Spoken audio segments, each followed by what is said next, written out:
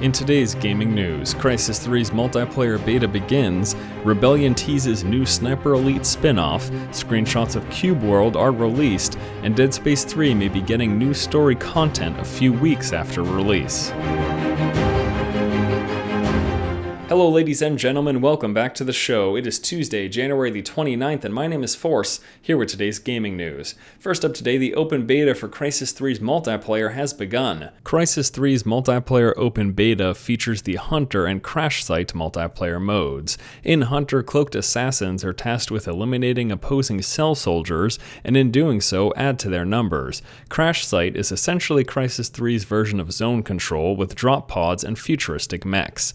The multiplayer beta begins today and will be running until February 12th on the 360, PS3, and PC. People play multiplayer in a Crysis game? I thought that game was just something nice to look at. I'm kidding.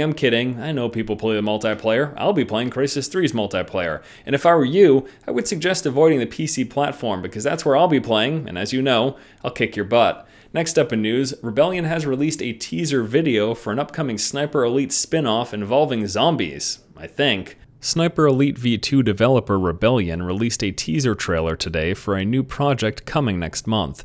The video shows a man running away from what appears to be undead pursuers, or to be more specific, zombies. The last few seconds show the Sniper Elite logo combined with a pentagram and the text February 2013. Oh great, another zombie game, and a Sniper Elite one at that? Fantastic!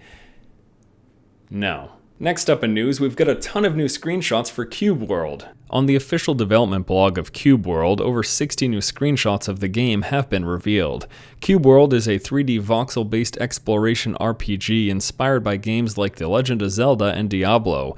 The game, although similar looking to Minecraft, is not about building and digging so much as it is an RPG, with classes, races, quest items, weapons, and armor. The game appears to be coming along nicely and has a tentative release date of when it's ready. Now, I never got into the Minecraft thing, but a game that's inspired by The Legend of Zelda and Diablo, well, that's something I can get behind. And screenshots or not, the gameplay footage I've seen of Cube World looks pretty smooth and fluid, and it actually looks like it could be interesting. So I will be keeping my eye on this title, and I'll be sure to update you guys in the future. And last up today, it looks like Dead Space 3 will be getting some story DLC shortly after launch. In a Dead Space 3 development blog, it was revealed that some additional story DLC may be coming to the game a few weeks after launch. Executive producer Steve Papautis said, "The team is hard at work on a top-secret additional story that will be coming in a few weeks. We're not saying much yet, but think disturbing to get your imaginations going."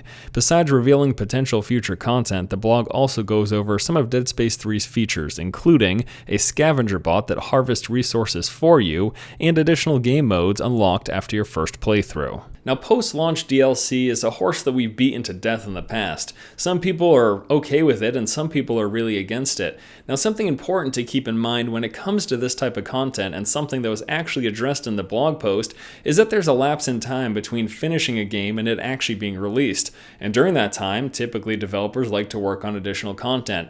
Now, some may say they should use that content and just add it through a content patch for free, but that's realistically probably not going to happen in most cases, especially with a game being released from EA. I mean, not trying to harp on the company, but let's just be honest. It's an EA game. They're probably going to charge for most of the DLC. We'll have to see what exactly this whole thing entails, and what I want to know from you guys today isn't what you think about post-launch DLC, because again, that's a horse we've beaten to death, but what do you think about Dead Space 3? Are you excited about the game coming out next week, and all the things that they're going to be adding to the Dead Space franchise, such as co-op and microtransactions? Let me know what you guys think about this title in the comment section below. Alright guys, that's going to do it for today's episode of the show. As always, thank you so much for watching. Once again, this has been Force, and you've just been force-fed.